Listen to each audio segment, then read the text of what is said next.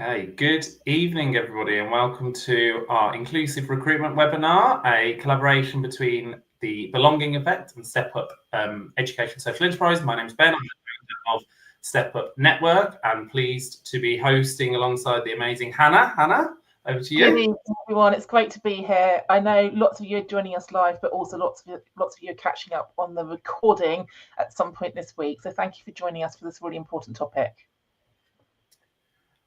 Hannah, would you like to start by saying a bit more about Belonging Effect, and then I'll go second? Yeah, absolutely. So some of you will know us as Diverse Educators. We started nearly 8 years ago now as a grassroots group. Diverse Ed became Diverse Educators 5 years ago, and then this September we evolved into the Belonging Effect, and that's for a number of different reasons. If you follow me on LinkedIn, I've written quite a provocative blog today about belonging being a bit of a plaster on the problem, but equally belonging is the door opener, and we know we've got a bit of an anti-woke agenda globally, but also a bit of a DIB rollback. So we wanted to really make sure that our work is still accessible, and that schools, colleges and trusts aren't sort of put off due to that sort of like community resistance when it comes to the politics around this topic. We are also doing more and more work outside of education as well. I think it's so transferable, the things we talk about.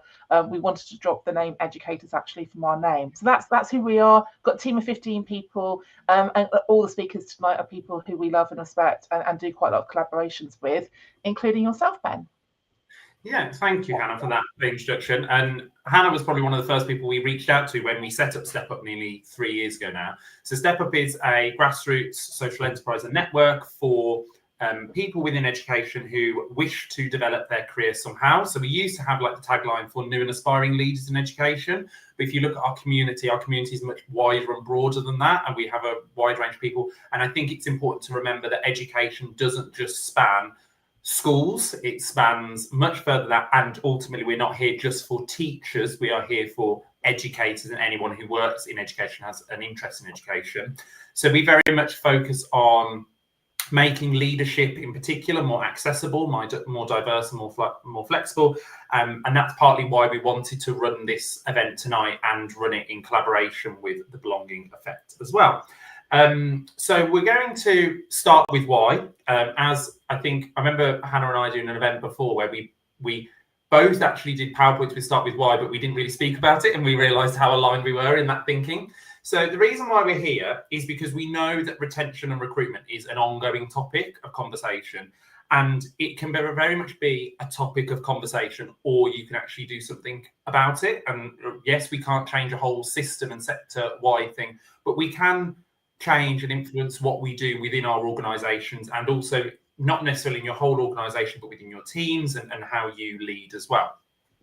We know that actually, if you break that down further, if you look at retention recruitment and the reasons why, we talk about at Step Up, there are a lot of gaps within education, and we talk about closing the gap in schools for children, but we don't necessarily we talk about as much for our staff and our adults as well. So I've given some examples there on the slides: the gender pay gap, the diversity gap, the flexible working gap, and ultimately employers are required to do things differently and think differently. And talent management and succession planning recruitment, if you talk to lots of people outside of education, they probably talk about it a lot more and know about it a lot more than we do in schools. And I think a lot of the time, the talent management and succession planning is lost because ultimately people look elsewhere for the roles that they want, because either they don't feel like, as Hannah talked about belonging earlier, they don't feel they belong there, or there aren't the opportunities there, or it is not inclusive and flexible enough in their current organisation there. So that is our starting point of why we're here tonight. And if I could just add to that to say that we do a lot of training in this space. I sometimes get the pushback, Hannah, we just need somebody to apply, because we know we're in a recruitment crisis and we're also in a retention crisis. And I do know that recruitment is really hard at the moment, and we've got more vacancies than we have applicants. But my call to action for everyone tonight is that is even more reason for why we need to innovate and be courageous and do things differently, and really think about, actually, there's a lot of traditionality and conservatism when it comes to recruitment in any sector. I do think schools and education is quite old-fashioned still. This is an opportunity for us to really shake that up and do things things differently. So tonight is about us thinking about recruitment. Sometimes people call this diversifying recruitment, and I call it inclusive recruitment, because it's not just about getting diverse people through the door. It's thinking about what does an inclusive school workplace look and feel like. What does an inclusive recruitment process feel like for the candidates as well? So just diversity alone isn't enough, because we hear horror stories about settings that have really attracted and recruited diverse candidates who have not stayed very long because the environment has not changed for them. Okay, so that's why it's inclusive. Tonight's going to be really practical. All of the people talking have got various lived experiences, but also leadership and professional experiences. They are disrupting either in their own school, college or trust, or across the system through their grassroots. So hopefully there's going to be lots of practical strategies, tips and experiences for you to take away. Some of you might be here because you are looking to change your setting and you're looking for tips and tricks. Or some of you might be here because you are a senior leader or a chair of governors or someone who works in HR. I know a lot of our HR network are here tonight as well. So either way, there's going to be a value add. And we've very carefully curated a diverse lineup, so you hear a range of different perspectives of people who are going to share quite honestly and candidly some of the barriers that just don't need to be there, and some of the things that have worked or haven't worked. So we've got the two panels, and we're going to look at both sides of the table, the applicant's perspective and also the recruiter's perspective as well. Thanks, Hannah. And talking of our panel, as Hannah said, we've got two panels. We'll talk a bit more about the logistics of tonight in a moment. And they, as Hannah said, they all represent different organisations, different perspectives, and to try and get that full rounded experience of inclusive recruitment. I think sometimes we can talk about recruitment from just the person applying and looking for a role's perspective, and then the person who's doing, or the people doing the recruitment perspective, as separate things. And we often only talk about it when we are ready to recruit or need to. We're not even ready, I would say, when we need to recruit, as opposed to being prepared to recruit. And that's sort of that way of looking things that's slightly different. So we wanted to mix, and also knowing that actually some people here do both. Some people are looking for a role and will be looking for promotion. I know many of the Step Up community do, but they might also be leaders in schools that have to do this as well. So there's the twofold as well. So we're really grateful to our panelists for giving up their time tonight to join us. George, Janoy, Lindsay, Nadine, Susie, Uta and Yamina. We will give individual instructions for each panel, so they'll introduce themselves and tell you a bit more about themselves. But they're all people that are big supporters of our organisations and we've worked with before. Absolutely. And on the next slide, these are the organisations they are representing. So Nadine's the founder of Aspiring Head, a fantastic social enterprise, really looking at how we diversify the talent pipeline. We are underrepresented when it comes to the sector, when it comes to people of colour specifically in senior leadership roles and headship roles. And I had the privilege of going to their conference earlier in the year, and the energy was just palpable. And the appetite and the ambition in the room was also really present. And it's us thinking about how we as a system are changing the face of leadership. Janoy is here from Black Men Teach, one half of the founders with Albert, again doing amazing work for one of the most underrepresented groups in the sector, that we are underrepresented when it comes to the global majority, but Black men specifically are really underrepresented when it comes to governance, leadership and teaching. So thinking about the need to create visible role modelling and support networks for that identity group. Chiltern Teaching School are one of the MATs and teaching school hubs who are really disrupting in this space and doing things differently. So if you've not heard of REND, R-E-N-D, they are the founders of a social movement called Racial Equity Networking Dinners. They've been running them for 7 or 8 years now from Luton. And that has mobilised to now those events happening in Birmingham, Northampton, London, Leeds, Manchester, and we hosted the Bristol one recently. Because one of the things I want you to think about tonight is that you can't just put an advert out there and hope for the best that diverse candidates are going to see it or apply. It's about you carefully curating and expanding your networks beyond your schools, colleges and trusts, and going to events like REND are a great way to do that. You are going to meet people you might not normally cross paths with, and those opportunities can then build bridges.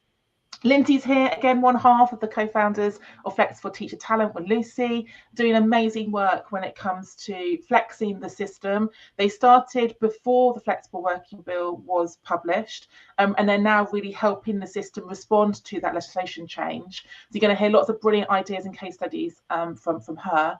And then last but not least, we've got George here, and George is doing some really disruptive and important work when it comes to trans inclusion across the education system, but also specifically thinking about faith settings and Catholic schools, and will be here to share their journey as a trans educator. So the quick link on the slides here takes you to the Belonging Effects website, and all the organisations represented tonight have their own page on there, so you can go and find them and connect with them post tonight's event. Back to you, Ben.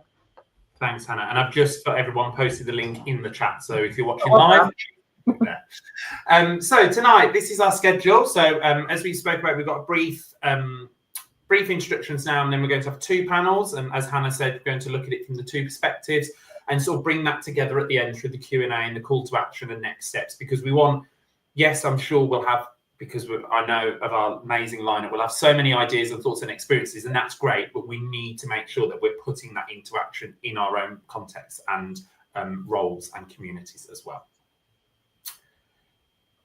Hannah, final one, I think, is just to clarify. I know we've covered a lot of this, but to just clarify that meaning of it before we begin.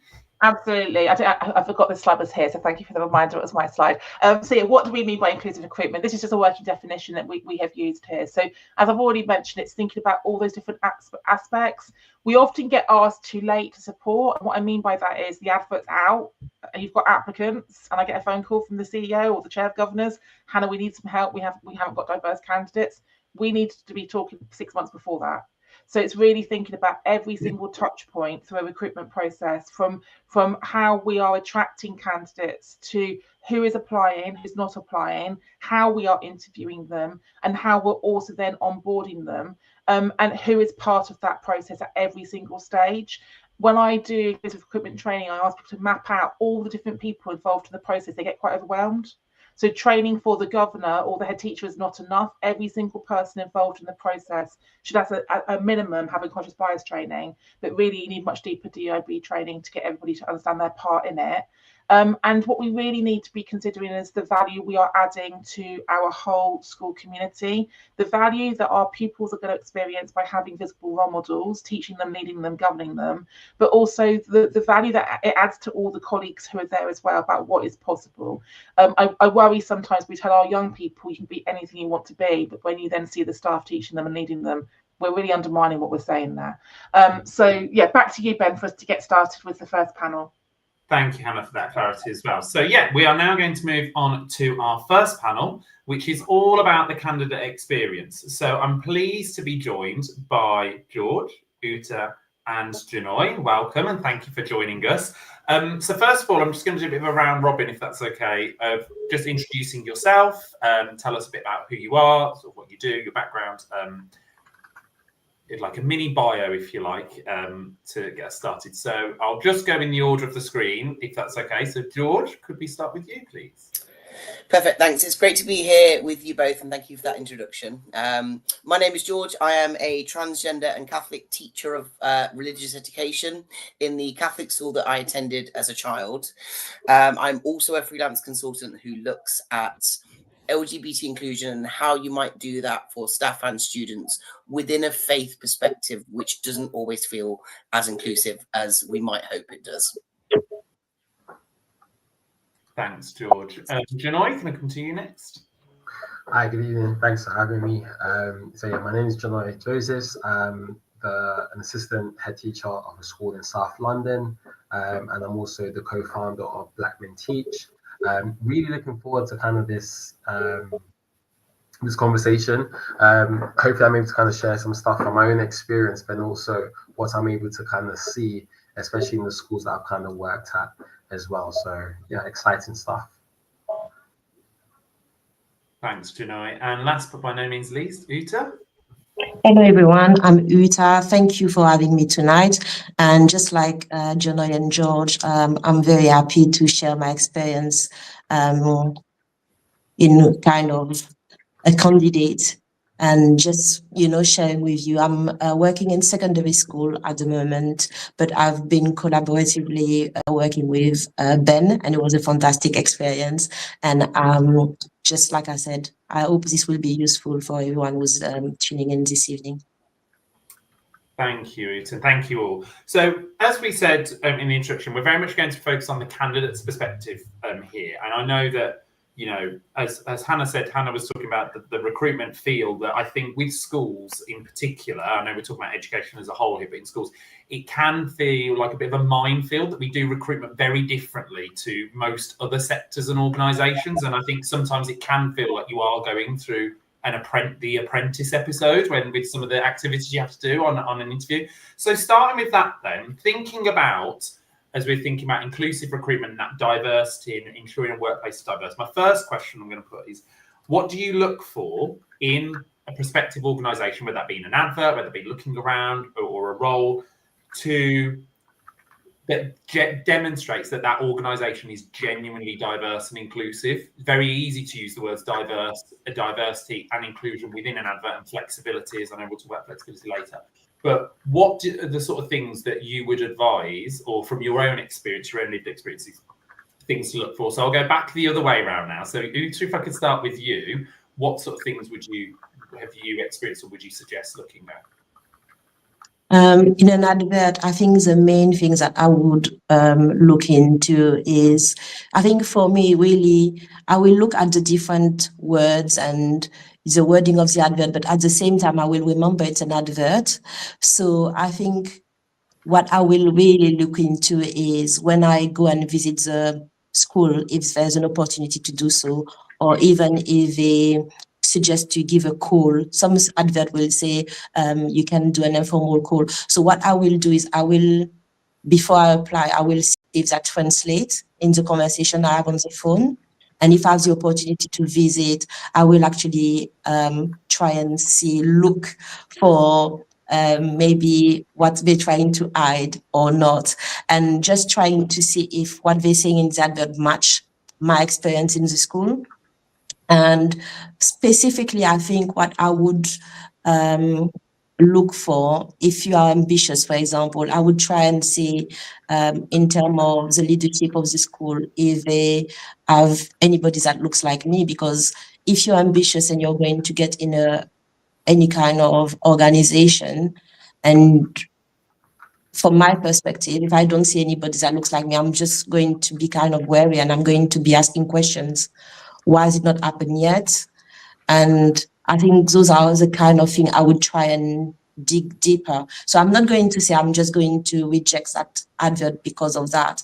But when I go in and visit, I will definitely ask questions about that. And during the interview process, I will also try and understand what's going on. The other thing that I would say in terms of diverse recruitment, and I think this is where places like you, where networks come in, is I would really try and find out from my network if anybody knows about the place, and that will kind of help me get maybe a clearer picture if the advert is kind of truthful or not truthful. That's brilliant. So many tips there, Uta. Thank you so much. Janoy? Yeah, it's just interesting that we all just nodded our head when we said about using our networks. I think that is such an important kind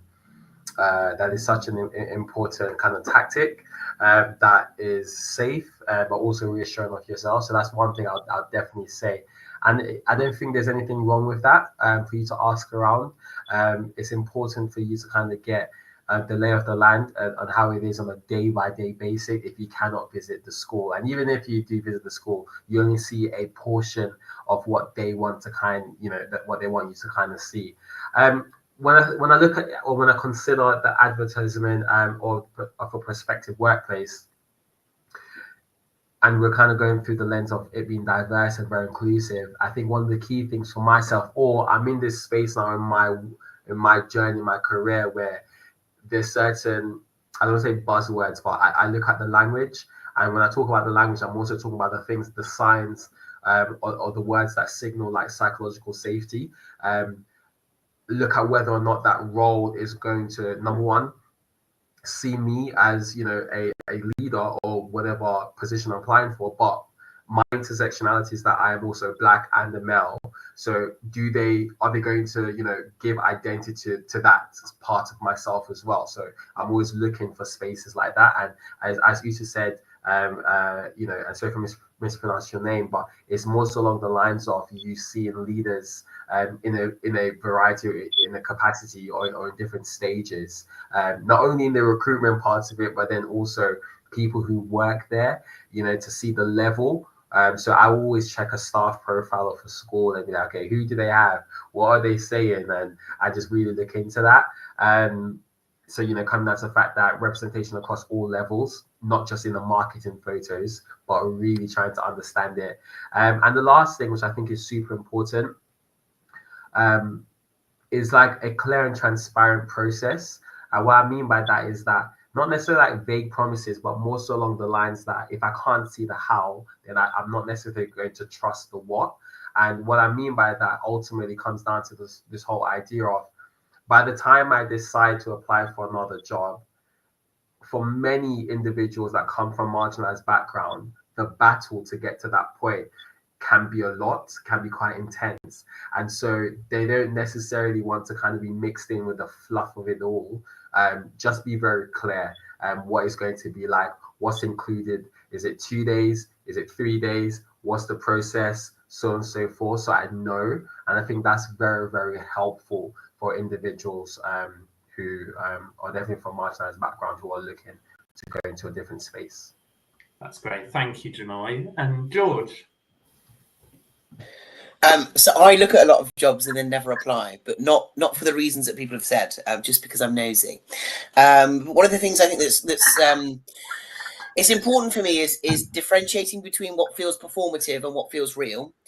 So I know in our school we applied for the Equality Teach Award, and it took a lot out of us because it actually made us say, this is where we do what we say we're doing. So if someone has got some engagement with events, with campaigns, you know, it sounds silly almost, but I would type inclusion or diversity, or, you know, bearing in mind it's a school website, I would type something into that website and see what comes up. Because if the first thing that comes up and the only thing that comes up is a diversity statement that's clearly been written for, you know, the sake of having it on the website, that to me indicates that it's performative. It's not real. One of the things I think is really key, and I know this from my practice, so I think it goes kind of to Uta's point, if you're going to visit a school, that seeing visibility across staff, although it can be helpful, isn't necessarily as key as it might be seeing visibility amongst students, people that might feel, you know, pupils that might feel comfortable wearing a pride flag or, you know, whatever it might be. When pupils feel comfortable to do those things, that indicates to me that the school is doing something that allows pupils to feel that they can do that. If I see staff wearing something, I think, yeah, it's nice, but, you know, I don't, you know, if for example, a PE department were wearing rainbow laces, I think, yeah, it's nice, but I can't see any of those in your lesson. I can't see any students doing that, which indicates to me it's performative rather than real. I guess I always want to talk kind of about policies in practice as well. I'm always keen to kind of to talk to staff and say, actually, you know, what does inclusion look like at the school, or what do you know about inclusion? What do you know about the Equality Act? And what I want to see then is what's there, what they can talk about, but also what's not there, because what's not there doesn't indicate it's not happening.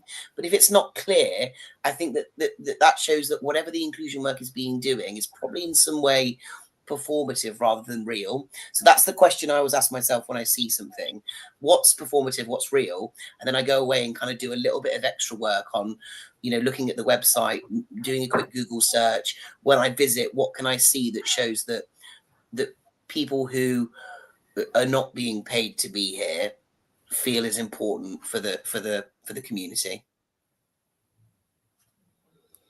Thank you, George, and thank you all of you. There's some real, I've written loads of notes just from one question, so much there, and I think that's really important. That I really love that bit, the performative and the real, because yeah, it is like a sales pitch when you're walking around school or looking at a website. Actually, you know, a lot of organisations are very quick to say, this is a two-way process, but there are some places where it's genuinely a two-way process and some places where it's not. And I think that is important, those things about using your networks, looking at policies and practices, asking questions, looking at the language that is used, both written but also verbal, and does it translate to both?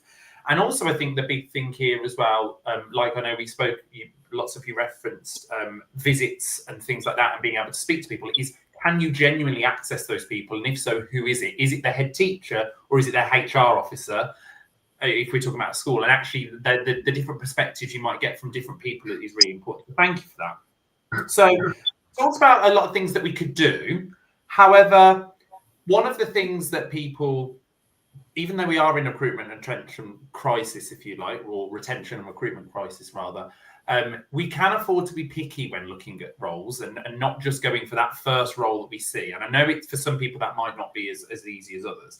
But I know one of the things that I've spoken to people about when they're looking at jobs is those things that you need to err on the side of caution when looking at workplaces and looking at roles. Some cases you can see them as like red flags waving right at you as you look for a role or walk around. In some cases, you might not see that until you're actually within the organisation, which is obviously much harder. But what sort of things do you think people should? I know we've talked about some of the things you can do, but what are sort of things people should be actively aware of that they might need to be a little bit cautious about, or things that they might need to do very carefully as part of this process? Janoy, can I come to you first on that one, please? Yeah. Okay. Can you? I know there's like two key questions that you asked there. This is the first one, just to repeat that. The main thing is to sort of get what sort of things should people be cautious about as part of this process. So, for example, I know some people might see a role and love it because they think it's their dream school, but actually when they get in or when they go around, they're like, I'm not sure about this. Or it might be the certain person that you're dealing with or the certain organizational fit. So just sort of that cautious approach to inclusive recruitment from a candidate's perspective, if you like. Okay. So let's say, for example, if we talk about that progression for being a topic, one of the things that you may want to kind of consider is just maybe the pathways or the transparency of progression. Like, is it a case that there's opportunities for you to progress? I think an inclusive workplace, ultimately, they do make that is something that's very transparent from the beginning. Like, if there is routes for progression, absolutely, that's something that you could look for. I think as well is for you to kind of ultimately think about this. And I'll bring back to the point I made earlier, is that it's just the language that's kind of used in terms of like that signals certain biases. So when we're talking about that, we're talking about idea of like things that solely set out to that organization and the culture. Is it performative? Is it something that's embedded in their values? All these kind of things. I think unless this is your first job that you're looking for, we've all been around the block. And we all kind of know the jargon that's kind of used on a lot of these applications, a lot of these different stages and stuff like that. And it's ultimately for you to kind of just sift through it. I'm going to be a bit daring and say this whole idea that I do feel like there's a lesson in everything. So even if you do end up working at a school that totally ticked all the boxes until you started working in there, you ultimately can take some form of lessons from that opportunity. But then be very flexible about moving on to the next phase and learn whatever you can learn during that time. Definitely, I love that lesson in everything. Thanks, Janoy. George, can I come to you next? Yeah, can I just say thank you for going to Janoy first, because that gave me some thinking time. I kind of have two things, and they are distinctly different. But they've both come up within the practice that I've had. So I'll start with the thing that was obvious at first. When I brought up my diverse kind of personality, I said, I'm trans and I need to know how to navigate that in this space where I'm not sure how it will be taken. I was sort of told, but you don't have to talk about that. It's your private life. Like, don't worry about it. You don't need to speak about it. You've got nothing in place that's supporting me, regardless of questions, or whatever might be happening. But B, you're putting something on me that you're not putting on other people who fit a kind of cis heteronormative kind of, you know, idea. Am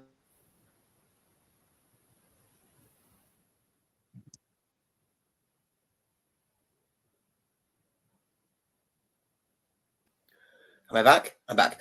I think the other side of that for me is the fact that because you are seen, you know, and I'm doing it in inverted commas because we all know this, the fact that you're seen as diverse, you then become the expert in the room, and that then someone's like, that's for you. You're going to do everything we need for diversity and inclusion. And you might be a new teacher, you might not be, but actually that is a massive, it's incorrect to do it anyway, but it's a massive onus to put on someone. And I think that actually you've got to be aware of people downplaying who you are, but also kind of upscaling the fact that because you are someone who meets one or several of the protected characteristics, that you're going to be the champion for everyone, and you're going to take that on, you know, certainly so if it's not part of the job that you're applying for.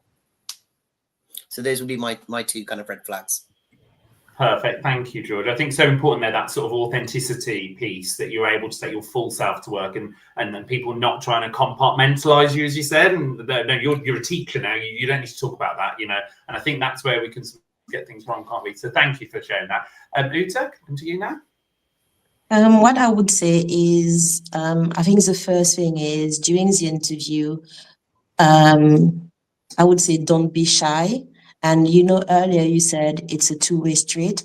I think you need to actually, from the interview, come, you know, your whole authentic self, and be prepared as well to kind of, I think at the interview, of course, you're applying is because you want the job, you think you're the best fit, and you think this is going to be a perfect match.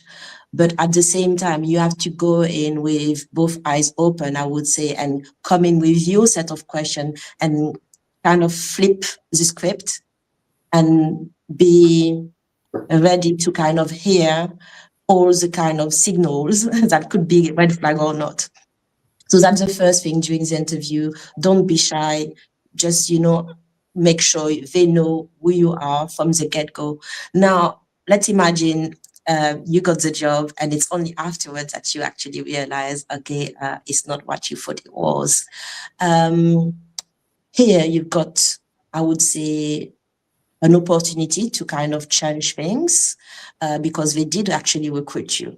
So maybe they want to, you know, go in that direction, but it's a bit what George was saying, where maybe they're going to start putting the onus on you, and you are going to be the trailblazer trying to, you know, bring in change.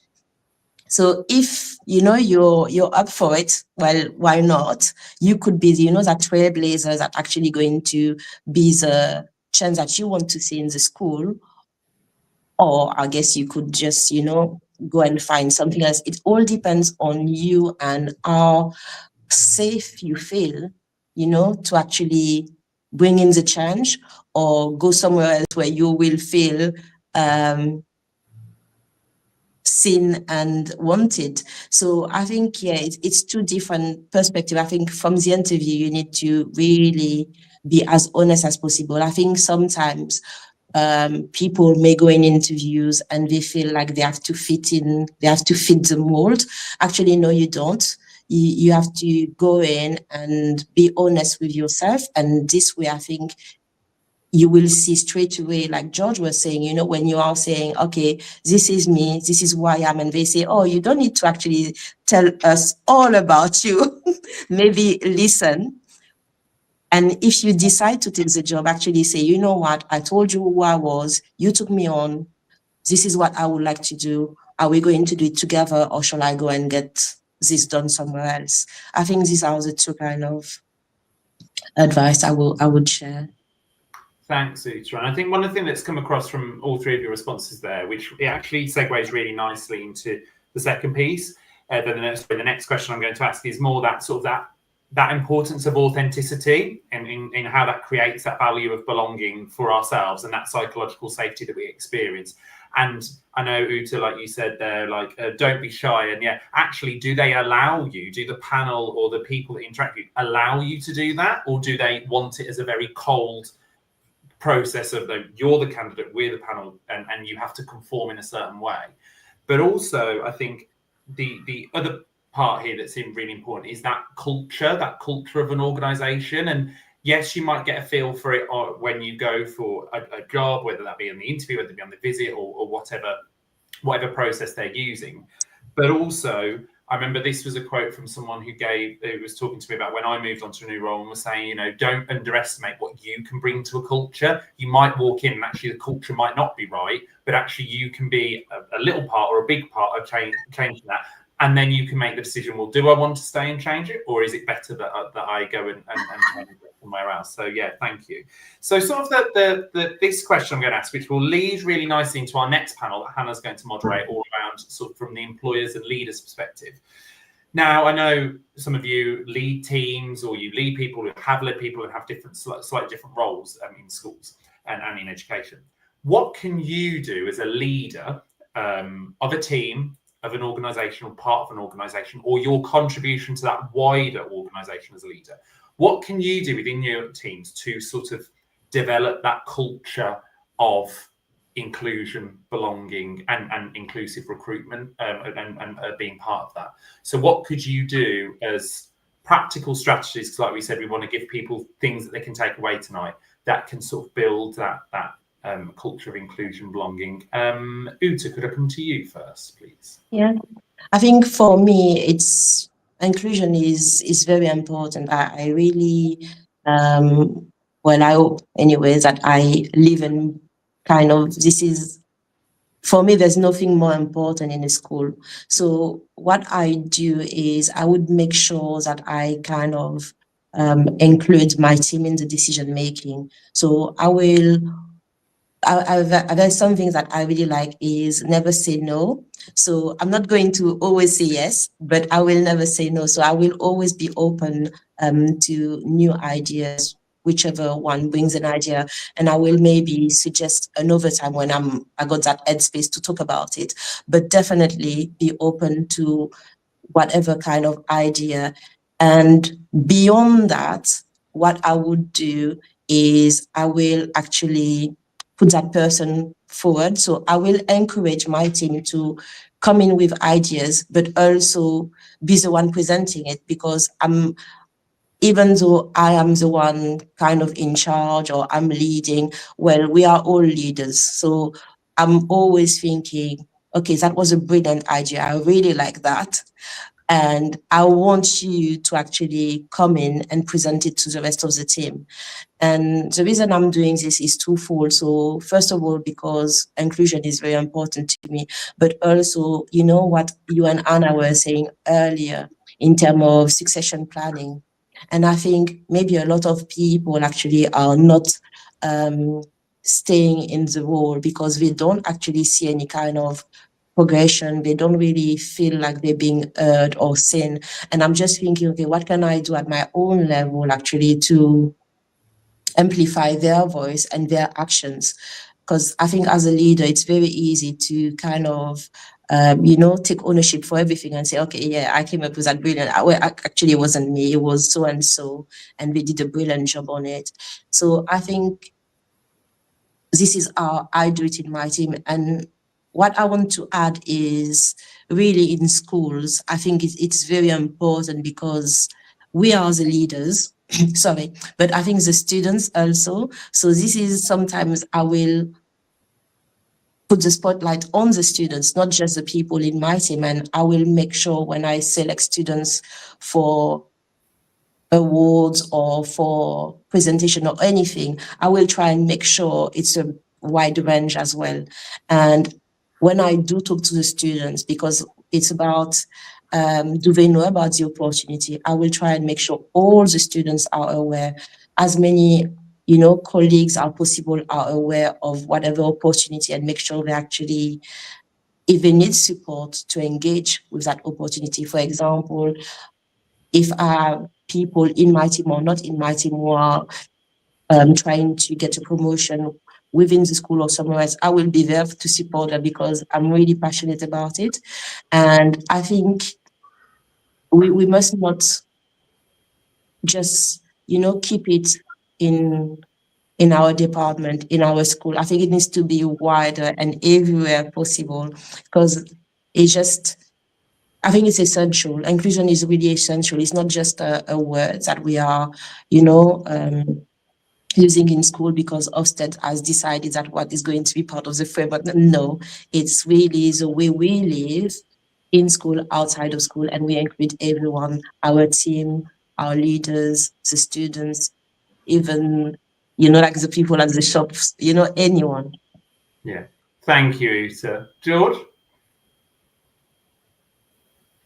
Yes, just very quickly. So what I would say for me is that there are two types of experts. I sat on a panel very, very recently with trainee doctors, and I sat with someone who was the leading expert in sickle cell in Black women over 30.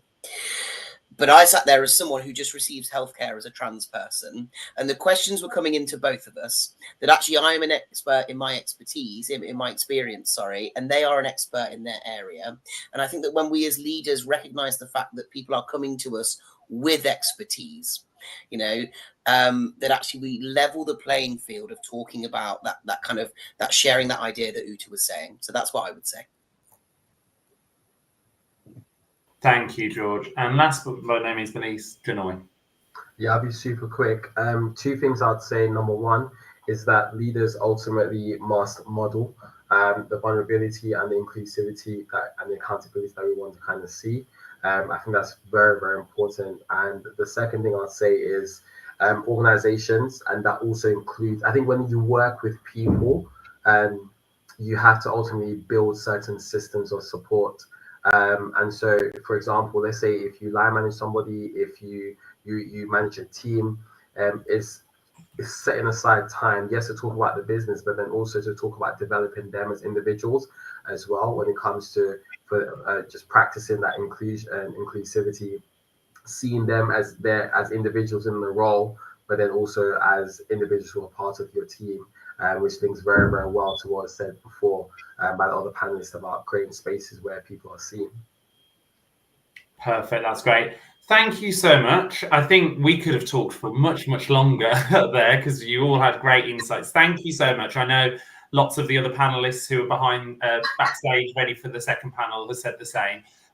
Thank you so much. And if you're able to join us for the Q&A later, we'll see you back shortly. But thank you so much. Thank you, Ben. Thank you. What a way, Hannah, to start our event. That was a great panel. Yeah, and just really respect the honesty, vulnerability and candor that they all shared as well, and the really practical advice, because we don't always end up where we're supposed to be, and it's about the choices you make when you find yourself, even when you think you've done the due diligence. That really resonated with me as well. So thank you for moderating, and thank you to our first three speakers. We're now going to welcome on panel 4, which I'm going to moderate for the next sort of like 30 minutes. And then as Ben said, we're going to go to a Q&A. So I can't actually see the comments, but I'm hoping that you are putting in comments and questions in the chat so we can then engage with you before we close out tonight. So I'm hoping I've got 4 speakers behind the scene. 1, 2, 3. Oh, we've got one missing. Hopefully we have 4. Oh, Nadine should be with us shortly, hopefully. Perfect. So I'll add her in when she joins. Perfect. So what we'll do is lovely to see you all, and we'll do some introductions so the audience know who we have here. You know me, I always go A to Z. So Lindsay, you're first. So lovely to see you. Can you introduce yourself and tell everyone who you are, what you do, and where you do it, please, Lindsay? Hi, yeah, so I'm Lindsay Patience. I am one half of Flexible Teacher Talent. So we're an organisation who support in the education sector with flexible working at an individual level, at school and trust level, but also in work in the wider sector and with the DFE. And I'm also a part-time teacher. I work 4 days a week in a school in Putney in South West London. Awesome. It's got both hats on here then tonight, haven't we? Thinking about the different sides of the table we sit on. So thank you, Lindsay. Lovely to see you. Susie, great to have you here. Do you want to introduce yourself, please? Yeah, hi, I'm Susie Waters and I'm Operations Manager of the Julian Teaching School Hub and Norfolk Research School based in Norwich. I think I first started really getting interested in how to promote diversity, equity, inclusion and belonging in my setting, because we are based within a Catholic school, and I do quite a lot of work with the staff wellbeing team within the school. So that kind of kick-started where I am now, I guess. Brilliant. And it's great to have you here, Susie, and I'm looking forward to hearing all the work you are doing through that lens. And last but not least, Yamina, great to see you. Do you want to introduce yourself to the audience, please? Yeah, hi everyone. Thanks for having me. I'm Yamina. I am currently an education project specialist at Chiltern Learning Trust, working alongside Being Luminary and Mission 44 and the Chartered College of Teaching. I always forget all the consortium organisations leading a project on increasing diversity in IGT with a focus on global majority trainee teachers. But beyond that, I'm also a Belonging Effect Associate Trainer and a freelance consultant, and I'm a former deputy head teacher in a secondary school. So we've got a wealth of different experiences on the call, and as George said, like lived experience, leadership experience, but we've also got some regional diversity. I think we forget about that diversity sometimes. So we've got some different points of the country. So we've got three different parts we're going to talk about. We're going to think about the diversification of the workforce, the flexing of the workforce, and then the disruption of how we do things. So let's start with diversifying the workforce. Yamina, do you want to talk a little bit about the project you're co-leading and why it's so important for us to diversify those who are stepping into the profession?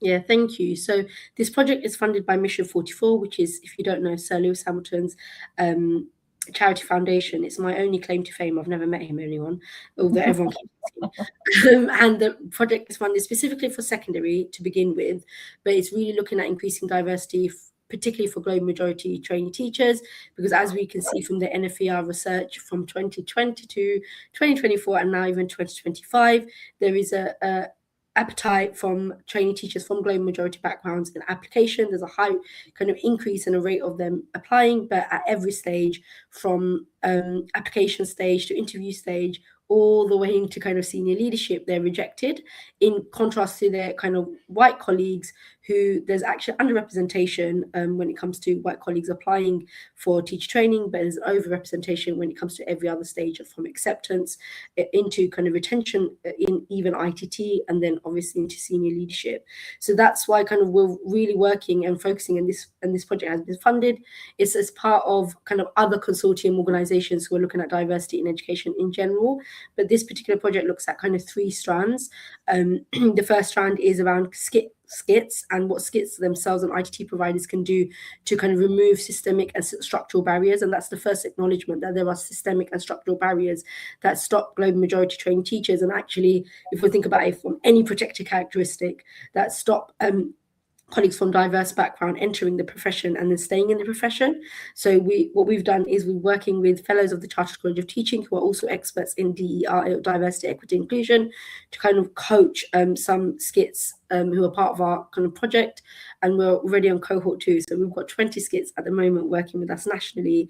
The second part of the project and the strand is an online course where we've asked sector experts to essentially share their kind of advice, their expertise around recruitment, retention, and specifically assessment of QTS and what the structural barriers are there, and also recommendations as well. Hi, Nadine. And then the third element is the kind of charter teacher status, because as part of this problem or issue is the fact that actually there isn't diversity in ITT workforce, in staff leadership and the workforce there. So that might be is a contributing factor to global majority trainee teachers kind of entering and staying in the profession. So we try to really look at what we can do to provide support and accreditation and networking opportunities for global majority trainee teachers and teacher educators at the moment as well. I hope I've summarized. No, it's a great summary, Yamina. Thank you so much, Nadine. It's lovely to see you. You've got a few minutes. I'll let you settle in. I'm going to go round the room and I'll come back to you. So I wanted to go to Susie next, because the work that Yamina's talking about, Susie, you've been doing through your Teaching School Hub. Do you want to talk a little bit about what you've been doing and why you've been doing it? Yeah, so I've kind of wiggled my way into a niche where I'm really interested in at what point during the life cycle of a teacher we lose certain demographics from the profession. So as Yamina, as you've just entirely accurately said, global majority people from applications to ITT onwards are at a massive disadvantage. But I'm also really interested in where we might lose LGBTQ plus colleagues, where we might lose neurodivergent or disabled colleagues. We know where we lose mothers, and looking at how the invariable consequence of those stages in the life cycle is where we end up with a system where leaders all look the same, and where it's very difficult for us to know whether that senior leader is absolutely objectively the right person for the job, when they may in fact have been the only person for the job because of all of those systemic issues further down the line. And I think that's really interesting, and that's something that as a teaching school hub, we work obviously with early career teachers largely, and when we support them, we're trying to do it in a pastoral way as well as providing training, so that we can kind of find where they have that vulnerability and support them to speak up and to ask for what they need, and to give them that kind of professional backing to do so when they're still so early in their career. Thank you. And I feel like we're going through the kind of the lifespan of a teacher. We're going to come to Lindsay next. We become a teacher, we progress in teaching, we might then become a parent, Lindsay. And I think when we talk about diversifying the workforce, we often just think about some protected characteristics, specifically race, which we really need to address, but actually the protected characteristic of being a parent. And we know the attrition rates are shocking when it comes to schools not being family friendly. Do you want to talk a little bit about why it's important to diversify the workforce when it comes to other identities as well? Yeah, absolutely. And what Susie said there about when we lose mums, we know that age 30 to 39 demographic of women are a big loss from the workforce. But when Lucy and I started Flexible Teacher Talent, we were both new mums ourselves, and we thought we were going to be helping keep people in the profession through flexible working who were like us, who were mums, who had young families.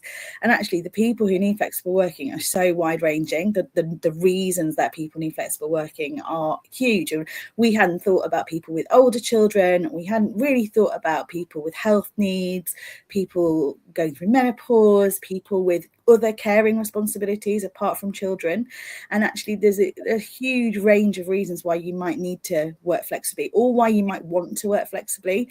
So we're seeing that thing with millennials coming in as well, where they just want to have a more portfolio career, and they just want to have a life outside of teaching. But the big focus for us has been on women and keeping women in. Like it is a huge issue for women. And actually, just anecdotally, I haven't got proper data on it, but we help women who have their flexible working requests turned down. And we do see an overrepresentation in people from global majority backgrounds coming to us for help. And there is some great research, well, not great, terrifying research out of the University of Kent around asking for flexible working and getting flexible working when you're from different backgrounds. And actually that is something that's really important at the recruitment stage. Can you ask as part of the process for flexible working, but also once you're in post and enroll, if you can't ask for flexible working, if you can't get flexible working, we all need it at different points in our lives. Like when I was a young deputy head teacher and I couldn't imagine having any responsibilities or commitments, and my whole life was school, I had no concept that people might want to or need to work flexibly. And actually, you know, as I've gone through my life and I've had children and I've had other things going on, like you might, like any of us are in a position where we could need to work flexibly for whatever reason at some point. And your access to that and the being able to get that is really important if you want to have an inclusive school. And actually, I don't think any school can claim that they are truly inclusive if they don't offer flexible working in some form, because anyone might need to work flexibly at any point, but particularly mothers. And I'm interested for us to dig out that data on intersectionality, because we know there's the double whammy of being a woman and a woman of colour in education, but if you're a parent as well, that's triple disadvantage. And if there's bias within not only the recruitment and retention system, but also who gets to do flexible working or be a co-leader or a part-time teacher, part-time leader, then that's also, like you say, going to actually minimise and marginalise further a group who are already marginalised, which leads us on to Nadine, who wears quite a few of these hats. And Nadine, like everyone else introduced themselves in the beginning, just take a minute just to introduce who you are, what you do, where you do it, and your day job and your passion project, and then I'll come to a question for you. Okay, hi, evening everyone, pleasure to be here. Yes, so my name is Nadine Bernard. I am a full-time, I say head teacher, and I'm of a primary school in Southwest London. I'm also the founder and CEO of a community interest company called Aspiring Heads, which is tackling racial inequality in leadership. I'm also most recently an author of a book called Your Leadership Matters, Empowering Educators of the Global Majority and Allies. And ultimately just love supporting, helping individuals to fulfill their potential and to defy the odds, really. Yeah, anything else? And a mum of three. And a mum of three, yeah. I am a mum of three, 5-year-old, also a 14-year-old and a 15-year-old. So I've got the teenage and also the younger one as well. Got it all going on. So, Joanne, tell us a little bit about why you started Aspiring Heads and the impact you're having or want to be having across the system with your amazing network. Yeah, so Aspiring Heads was founded in 2020 when, you know, the impact of race was kind of magnified in terms of the lack of equality and so forth. And so I developed a program called Aspiring Heads, which is a leadership program that lasts over 6 months. And the whole premise of it is to encourage, empower, and help and support those from the global majority to step into leadership positions, but ultimately just to progress their careers, however they feel that looks, whatever they feel that looks like. And so ultimately, we're there as someone to help them. We recognize that we're not supporting individuals who do not have the capabilities, but sometimes individuals come to us who are crushed by the system, who are starting to question themselves because of all the different things that have happened to them, or some who actually do understand what they bring to the table, but still really struggling to navigate through. And with my experience of gaining headship, I gained headship quite quickly, which is rare. However, very quickly, I encountered things, discrimination, racism, and so forth, that really crushed me as a leader. And ultimately, I want to be able to help others have a better toolkit than I had, so that they can, navigate with confidence, and just no matter what they may face, they're knowing that there is agency and there's things that we can do. Sometimes we have to do it collectively to be able to move the needle forward one more step. Yeah, absolutely. Thank you, Nadine. Thank you for the brilliant work that you and the team are doing. If I move us into the second question, I'm going to put these two together because of time. So, do you mean I want the audience to be a bit bolder and a bit more courageous about doing things differently? And I want you just to share some examples around how we can not only dismantle the systemic issues, but actually disrupt how we recruit. So, Lindsay, can I come to you first? Like, you're seeing loads of great practice, but also a lot of probably poor practice. What are some of the things you'd like to share with the audience about, like, some quick wins, perhaps, about how they can go around disrupting how we recruit and how we retain parents? Yeah, I mean, there's a really simple one around flexible working. So, and I think it was George who said it before about sometimes things are really performative. So putting we're open to flexible working on your job adverts, I mean, that's great. That's a really nice start. But actually what we're seeing in terms of really good practice around this is people listing potential options. You could work condensed hours. We're happy to talk about part-time between 2 days and 4 days. You can apply for this role and say that you would like to do it with a job share partner, like giving people the ideas of types of things that they can ask for, and also explaining that that's not an exhaustive list and that they're open to talking about it. Like just that little logo that says we're open to flexible working actually often is just something that someone in HR has told someone to put on a job advert. And actually, if you do ask about flexible working in the interview, they have no idea how to ask. But also in terms of thinking about flexible working throughout the application process. So are you going to ask candidates about it at the end of the interview? Are you going to wait until the offer stage and then discuss it with them? Are you going to be very clear that there will be a point at some point during the interview process to talk about flexible working? And also just one really simple thing around having policies available before people apply for jobs. Maternity policy should be available, and the flexible working policy should be available without people having to look for it. A colleague of mine has just got a new job, and she's like, oh, how do I ask them about the maternity policy, because I'm terrified that that's going to make them realise that I'm planning to have a baby. So just a few really simple things like that can make a big difference. Yeah, I love that. It's being explicit and being clear and making the information readily available, so we're not digging around trying to find the information we actually need to make an informed decision. So thank you, great starting. Susie, do you want to build on that? Like, what are some of the things that you're giving a good shape to, and what are you doing differently in your setting? I was really taken by something George said in the first panel. I am obsessed with a job description. I will read any and all job descriptions that I see. And part of the reason for that is because so many job descriptions are so lazy and so poorly written, or they are overly detailed. We know that overly detailed job descriptions put people off applying from underrepresented groups.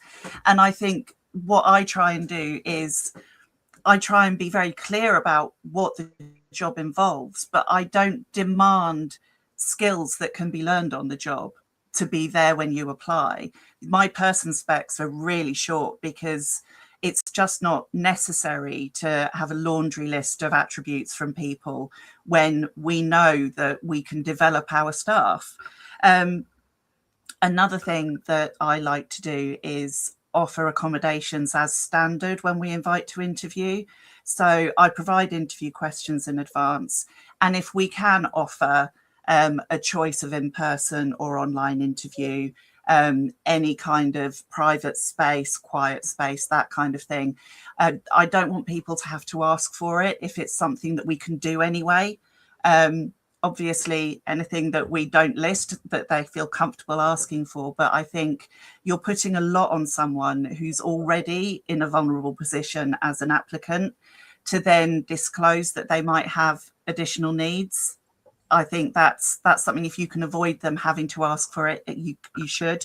And the third thing is that we don't do this at the moment, but it is my dream, is to have information available on the website as standard, such as a map of the site, a map of the buildings, you know, general visitor access instructions, such as this is how you enter the site, this is where you go, this is who you speak to, because it takes away a lot of anxiety. And you know, it's useful for parents and visitors, but it's particularly useful for applicants and people coming to interview, who, again, it takes away a little bit of that nervousness for them, and it benefits everyone. Yeah, I love that. And I wholeheartedly agree with the leading with what we can do to include you, because I don't need those things, but I still want to work for you because you're doing this in a really authentic way. Going back to the challenge and the performativity and the tick boxes, that actually, like, if you list off, we've got a prayer room, we've got halal food, we've got a quiet room, we've got a fridge if you're breastfeeding, like it's pretty basic, isn't it? Rather than waiting for someone to say, pick me, I'm different. It's these are all the things we can actually support you. So thank you just for detailing that, Susie. Yamina, how about you then, working in ITTE specifically on your project, but like you've got 20 different settings, you've got lots of different advice from different coaches. What are some of the things that you're magpieing or you want to share back to the audience that they can build into their practice? Yeah, as part of the online course, we had colleagues like, you know, Dr. Professor Paul Miller, we had Anne Palmer, and they just sharing their brilliance. And I've just magpied these, to be fair. But one of the things that Anne Palmer talks about, and actually I see in now with Children Learning Trust and how they do it in terms of recruitment, is around offering flexible community-focused events as part of their outreach work and their kind of marketing, because there is bias even in marketing and outreach. Who are we accessing? Who are we supporting? You know, we know like Belonging Effect has a diverse workforce, you know, that the jobs board and things like that, but where are you sharing that information, and how are you accessing a diverse range of teachers, essentially? So that's one of the things that I've taken away from Anne Palmer's article around kind of really thinking about how we remove those barriers. And I think what Susie, you said is really important as somebody who is from many intersectional marginalized backgrounds, particularly somebody who's neurodiverse. I get a lot of anxiety about, is there going to be halal food? Do I have to say, oh, it's okay, I'll be happy with the vegetarian? Am I going to have a prayer space? Actually, as somebody who's neurodiverse, I'm dyspraxic. I find it really stressful thinking about how do I get to places. If people preempt that and really think about those reasonable adjustments and include that as part of just this is the way we do it here, then actually you're making it really easy in terms of communication, and that kind of inclusive communication is a key part of that. So it's all well and good having a DEI statement to say, hey, we're inclusive, but actually is it performative? So really thinking beyond kind of surface level reforms, and then thinking about Anne Palmer talked about cultural additivity, and I just love that, really thinking about actually what do people from diverse backgrounds and perspective bring, and the value that they bring, and actually really demonstrating that you value that. And because we know the research shows that there's a really predominant way in which recruiters think about what an effective teacher looks like, what an effective leader looks like, which is probably contributing to this kind of recruitment crisis, particularly for people with protected characteristics. So really thinking differently about what do these candidates bring. Is somebody who's dyslexic, what will Yamina bring? What will this person bring that's going to be different and powerful in my leadership team, not a deficit model of thinking? And then just thinking about kind of inclusive recruitment. Actually, once I applied, this is just from my own experience, I applied for a civil service job a while back, and what they did is they actually sent out saying, particularly if you've got these protected characteristics, this is what we'll do to support you. Here's, we're actually really thinking effectively in advance about what we're going to do to support you, rather than like retrospectively. And I just really appreciated that. So even though I didn't want the job, because like Susie was saying and George was saying, just curious about jobs, I just thought it was really powerful to see that's what the civil service do, just as a kind of blanket approach, rather than because I'm somebody who's got diverse and protected characteristics. So those are just some of the things that I'm learning from the project work, but also just from my own experiences. Yeah, thank you so much. Nadine, you're wearing multiple hats when I ask you this question, but like thinking about how diverse candidates who are going for the more senior roles, the leadership roles, what's your advice to the system, to the audience who are listening, heads, chairs of governors, HR directors, about how they can find, recruit and develop the global majority leaders who want to lead our schools? Yeah, so ultimately the aim is to reduce bias in all the layers of their recruitment process. One thing I find is really helpful is actually not just thinking I'm going to post it on TAS or so forth, but actually identifying different grassroots organizations and people who are in spaces that have individuals from safe spaces for the global majority, and actually saying, look, signposting you, can you signpost this role to your community and so forth, and just realizing that there's not just that one way. Now that's ultimately going to happen now. Get out of the way. My company's telling me do not. Right, there you go. My office. I just think that's going to happen when I'm speaking and not when I'm not. But yes. So ultimately it's helping them to, again, thinking outside the box ultimately is that, and also going to different community events and so forth, like the AH Summit. Well, I think it's a great example where people are able to build connections and learn about different schools and what people are doing. That's a great opportunity to connect with ambitious individuals who are there and readily available to actually want to step into these positions. So, again, I say it's about branching out from those traditional avenues and actually looking at ways to connect with different organizations and raising a profile of those positions there. Yeah, absolutely agree. And I think all four of you are very good at that networking side of it. If we want diverse candidates to see our adverts, we need to be diversifying our networks and thinking about not only how the adverts and the wording of the job specs is written, but also where they are. And you were talking, Susie, about sort of what's ticked and what's not ticked. I think we often put artificial barriers into a JDPS by saying people have to have things they don't actually need to have. You don't have to have an MPQH to be a head. You don't have to have an ASENCO award to be a SENCO. There are things we'd like you to have, but we can invest in you to get those things. So I think that's something for us all to consider. I often talk about self-deselection. We are often focused on who has applied, and we look at who has got the job, but we're not considering who hasn't applied and why. And we also aren't looking at who didn't make it to the interview stage, and I think also the attrition kind of like data is also something we need to be having a look at. So we have only got a couple of minutes left, and it's not enough time for me to ask a question. So I'm going to bring Ben back, and we're going to keep you here because I'm hoping we've got some questions from the audience that we're going to field to all of our speakers tonight. So Ben, back to you. Thank you to that panel. Then it was amazing and nice to hear across the two panels the sort of threads that were that went between the two. So I'm going to add our panelists from panel 1 back in so we can have a wider open discussion. And like Hannah said, if any questions and things that you have, anything you'd like to ask, could you pop into the chat? Now, I think some of the questions that sort of have came through and sort of thoughts are a lot around, say, I know in that second panel, we talked about flexible working and the things that we need.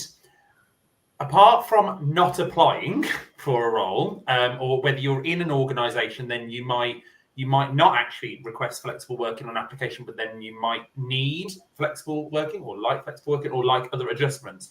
How are some of the ways you can go about it? Because I know whilst there are policies and practices in place, we often can feel that guilt or feel that, you know, we're being a bit of a burden to other people by asking when we shouldn't. So what are some of the things that people could do, or where they could go for information if they're wanting it? I'll probably come to Lindsay first, if as I use the example of flex working, and then I think if anyone else, not to treat you like children as I have with my year sixes today, but if you want to pop your hand up and contribute, feel free to. But yeah, Lindsay, if I come to you first. Yeah, and I think it's really hard. So we see a lot of bad practice in this area around. There have been some significant changes to the laws about flexible working and flexible working requests, and sometimes schools just change the policy and then they don't think about how that will work in practice. So you're now allowed to make 2 requests in a year, and actually the burden is not supposed to be on the applicant anymore of explaining how that flexible working request will fit into the school job design and management of the school running. The employer is now supposed to take the lead on that and, you know, seeing how that could work.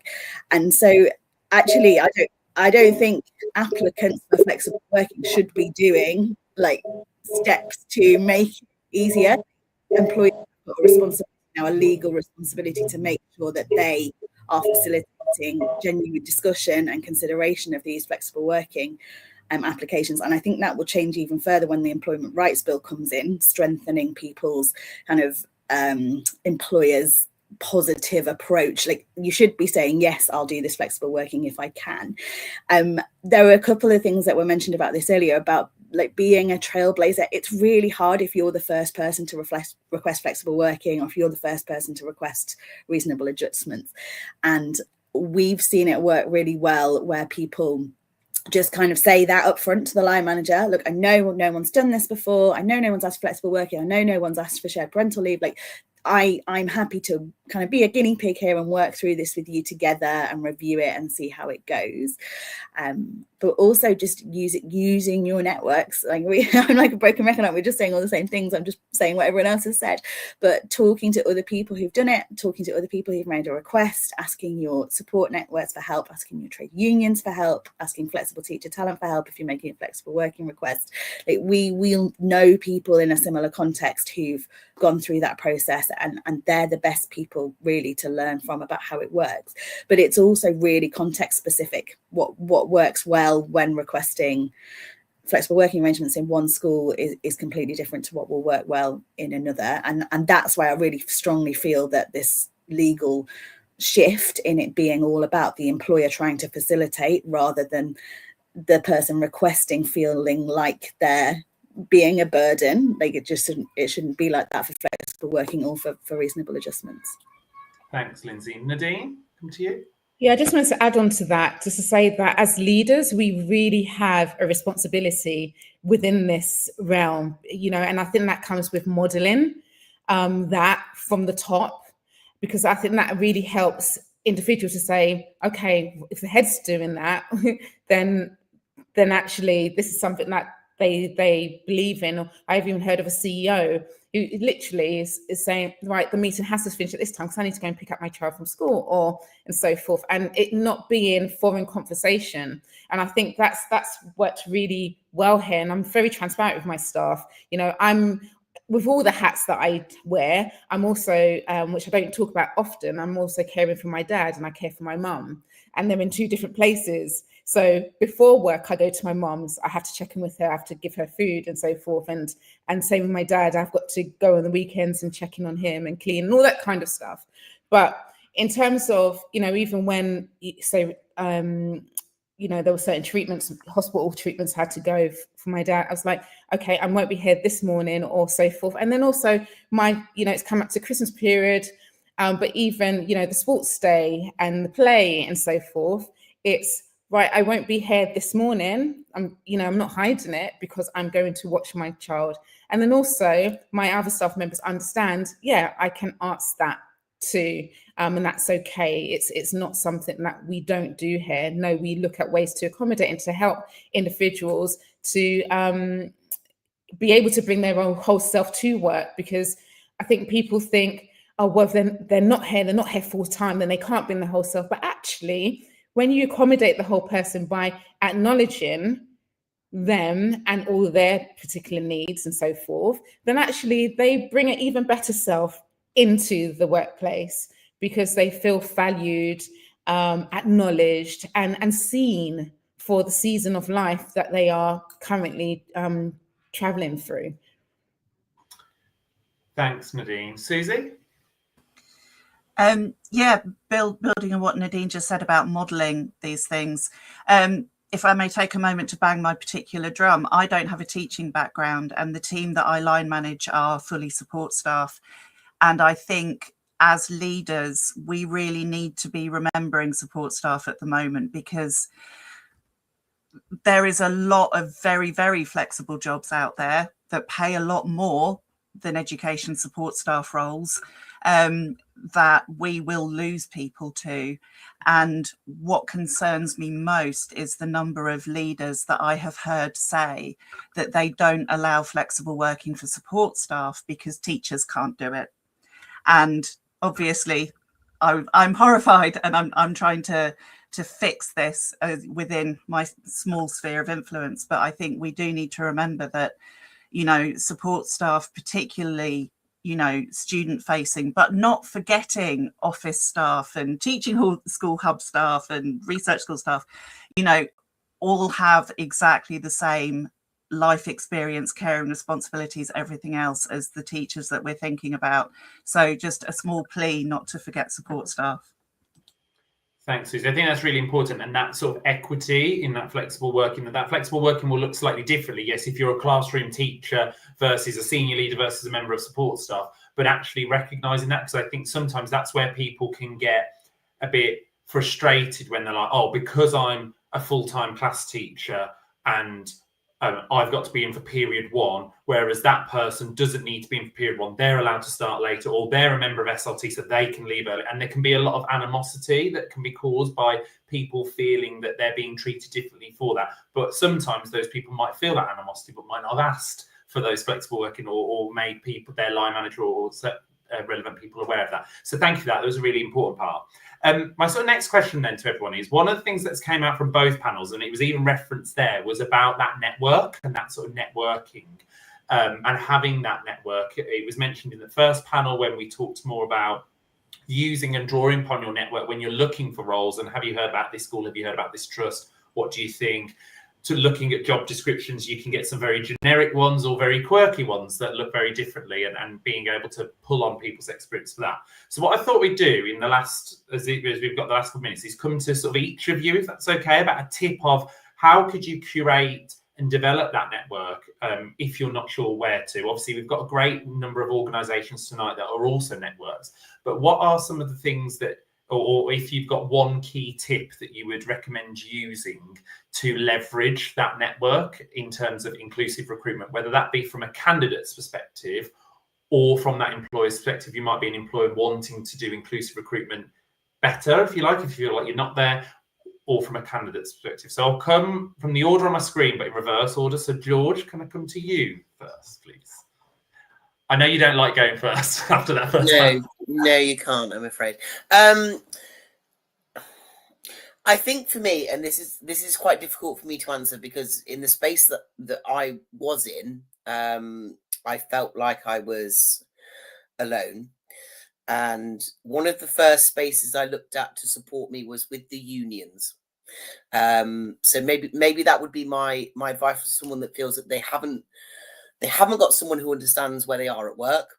They're not sure where to find stuff online. Obviously, what I would call Twitter, when it was Twitter, was good. What it is now, less so. But I think actually, if you're someone who's genuinely struggling and you haven't found a place to be, that actually, if you get in touch with the unions, there are places to go. So I will go first. But I think if you're genuinely feeling like there's nowhere else to go, the unions have some really great networks for people like us. Thank you, George. Uta? Right, so yeah, I agree with George. I think the union is a great starting point. And I remember actually when I was NQT at the time, and I actually went on a residential to discuss behavior strategies during that first year. And I'm still in touch with the people I met during that training organized by the union. So definitely the union is a good starting point. I also agree with Twitter, because this is how I actually got in touch with Ben. So definitely Twitter. What I would also suggest in addition would be, if you're going into any kind of CPD outside of your school. So for example, if you're doing an NPQ, you will most likely, I know this was the case for me, be in touch with people who are sharing the same ambition, the same goal professionally, but they are not in your school most likely. So I think this is very useful because it helps you to kind of get a different kind of experience. I think when you are in your own school doing, professional development with people who are in the same position, it's kind of sometimes an echo chamber. Whereas if you get that opportunity to do a training with other participants, I think it will be very useful. So this would be the third tip that I would like to share. Thanks, Uta. Janoy? Hi. Last thing, I'd definitely say review who's potentially on the interview panel. I think it's important that different lenses are shared but also represented, and I think that what that does is that it offers a level of accountability for those who are being interviewed, but then also it gives you a varied perspective for different angles that you're looking for. Thanks, Janoy. Susie? I think in terms of kind of developing or leveraging a network, for me, for social media, LinkedIn is brilliant. Again, not a teacher, but I use it for the Teaching School Hub. But I find that people are incredibly receptive on LinkedIn. Drop a comment, repost something, and your algorithm will start giving you the feeds of people with similar interests and similar enthusiasms. And also sign up for any newsletter you can find, because it is amazing the opportunities you can find. There are free webinars, free CPD sessions, and you can slowly start to build a network that way if you don't have one kind of ready-made for yourself. That's great. Thanks, Susie. Lindsay? I'm going to be really cheeky and just do a tip and an action. So tip, there's speaking about webinars and resources available. We're still part of this DFE program that's running until March, which offers free flexible working support for schools. And there's loads of webinars on there for different groups, different types of schools and different times in life when you might need flexible working. they're still available, and the support's all free till March. And the other action that is something that Emma Shepherd from the MTPT project and we used to do at Flexible Teach Talent is people used to post job adverts on Twitter or on LinkedIn, on Facebook, and we would say, oh, is this open to flexible working? Will you make reasonable adjustments for this if people are applying? Because we're in a more privileged position where we can ask those questions and we don't mind being a pain in the bum. We're not applying for those jobs, and when we have that privilege to do that. So we will start doing that again, and remember that that's important for people to see that message. Thank you, Lindsay. Nadine? Okay, I might cheat because I just I'll say a couple. Right, just in terms of PLN, which Hannah herself taught me, and I remember way back, your professional learning network, and being able to really lean in towards that, and whether that's through LinkedIn or so forth, it's really, really important to do that, and just follow people who look interesting and who kind of align with your values, or you like in terms of what they're saying or their reflections. And you think, oh, okay, follow and see what they're doing. And then I think recognizing that networking is about a two-way. It's a two-way thing. So thinking about your skill set and what you feel your strengths are and what you're really good at, look for ways to. I'm not suggesting go and find more work on top of everything else you've got to do, but looking at ways that you can share resources or share ideas and so forth based on things that you feel are your strengths, and then you'll find that people naturally gravitate, and then you kind of find your people in that way. And then lastly, I would just say, just ask. If you know someone, just ask, what networks do you know of? Just ask, and I'm sure someone will be able to give you an answer, and you'll find that you'll find out so much more just by that one question. Thanks, Nadine. And last but by no means least, Yamina? I think we all know I love a good network. Here represented Chiltern Learning Trust, and Hannah's already mentioned the Racial Equity Networking Dinner is one way in which you can kind of lean into that network. But just thinking about affinity groups and, sometimes finding those safe spaces. So I actually met Hannah through Women Ed, and that's how I got involved in Women Ed as a grassroots organisation, which then led me into like BAME Ed and then LGBT Ed and which then obviously, that's how Belong in Effect, formerly known as Diverse Educators, came about. And I'm actually co-founder of South Asian Educators Network, and colleagues within Belong in Effect also lead like Pride and Progress, and thinking about those affinity groups, because there is so much out there that we can lean into as part of that support network of people who share our experiences, our lived experiences, and really thinking about how, also from that intersectional lens, I think Belong in Effect and Aspiring Head, Black Teachers Connect, there's Black Curriculum, there's so many networks out there that I could just signpost again and again. And we know on the Belong in Effect website, all of those kind of are listed and you can connect with them. But find that affinity group that really can share it, where you can share that kind of vulnerability openly, and leverage those networks, because I wouldn't be here without it. And I say that quite honestly and openly. And through the network, I've had lots of coaching from Hannah, from lots of other colleagues who've then supported and uplifted me and create safe spaces. And I attended the last Aspiring Head Summit, and it was exceptional. And I learned so much, and I connected with so many new people.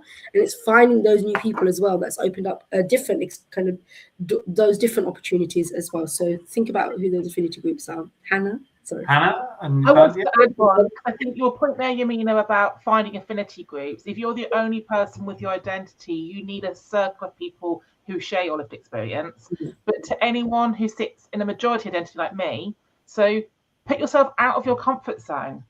Go to a conference where you're the only white person there, where you're the only straight person there. Like, that is how other people feel all the time.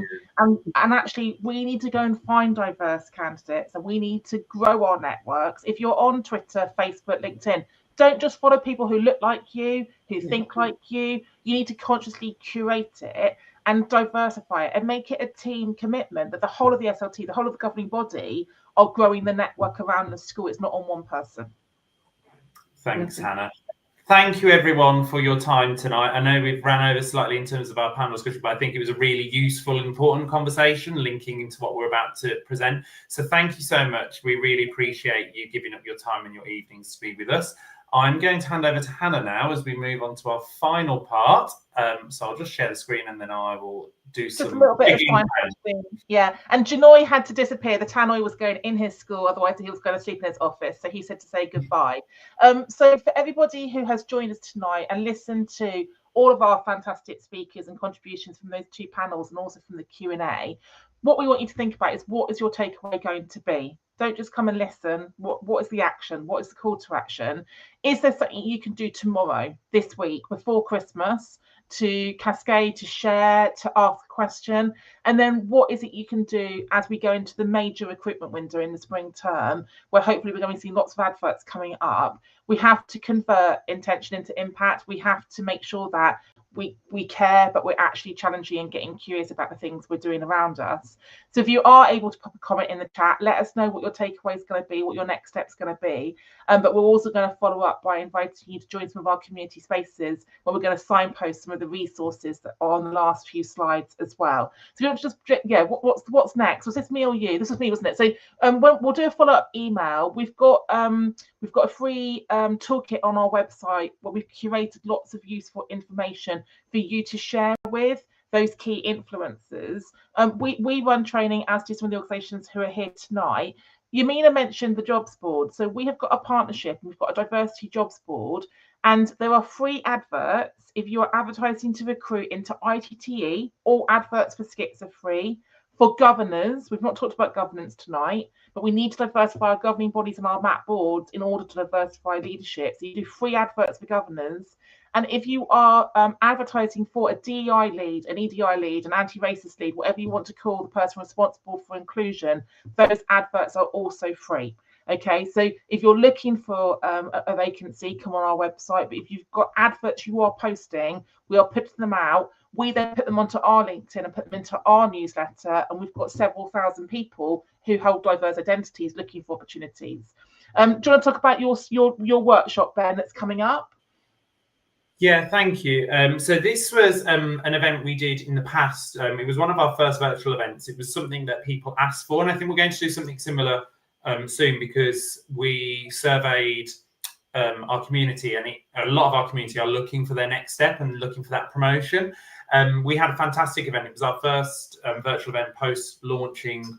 We had some great people on there, like Vivian Porritt from Women Ed, Sophie and Sadiq from Chiltern Learning Trust, so many similar connections tonight, where we actually went through that sort of process from before you even think about applying through to that negotiation of a new role. So it's on our YouTube. We'll make sure that when we send the email out that you've got the links, and we've clipped it down with the different speakers as well. So yeah. Brilliant. And you've got the recording of this will be shared with you, so you can obviously mobilize that and cascade that. But a lot of our speakers have also written blogs around recruitment and how to diversify it and how to inclusify it. So you've got some quick links here. Like if you can get this inserted into an agenda or into a staff mail out, it's how you can begin to drip feed and influence others who have positional power to actually really go about making significant changes. And that brings us to the very end of our collaboration. So thank you so much if you've joined us. Thank you to our panel. Thank you, Hannah, for co-hosting and co-organising with us. So if you want to find out more about Step Up, our website is there. We are doing quite a bit of work on our website at the moment. So some of it does look probably a little bit strange and a little bit inaccessible, but we're planning on having our website fully up and running by the 1st of February, and you can get in touch with us there.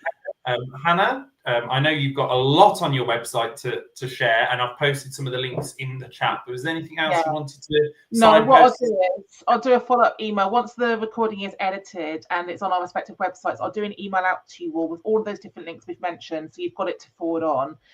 We've got a community space on Mighty Network, so if you aren't on LinkedIn, you're not on Twitter, everybody in that space is really committed to DEIB and doing things differently and signposting and sharing resources. So I'll send you an invite to that, and we can start a kind of a message board, questions, and sort of further signposting there as well. So just wait for an email in a few days' time with lots of different links, signposting, and invitations. And thank you once again for joining us. It's an absolute pleasure to have you here. We, like Hannah said, we'll clip down different recording segments, send out all those links because there's so much to share. And as Hannah said, please do be part of that commitment and that conversation. It's great you're here, but be even greater to share it with those who aren't, and to get that that impact. Thank you once again. Have a lovely rest of your evening if you're watching live, and we hope to see you at another Belonging Effect event or Step Up event very soon. Thank you. Thanks, Ben. Thanks, everyone.